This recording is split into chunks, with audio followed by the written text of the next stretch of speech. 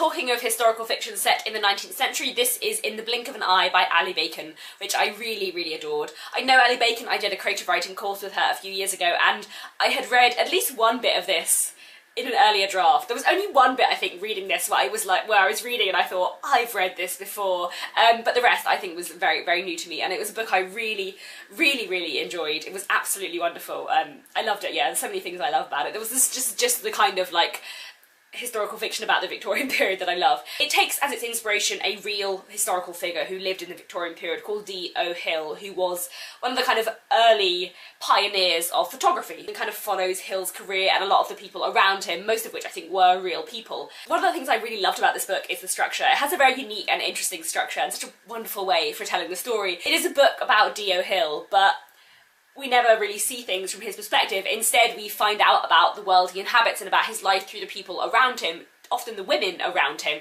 And this book spans sort of 25 years, I think. And it's kind of told in a series of vignettes from different characters' perspectives, some first person, some third person, some past, some present tense, looking at the effect this man had on them and their relationship to him and their relationship to art.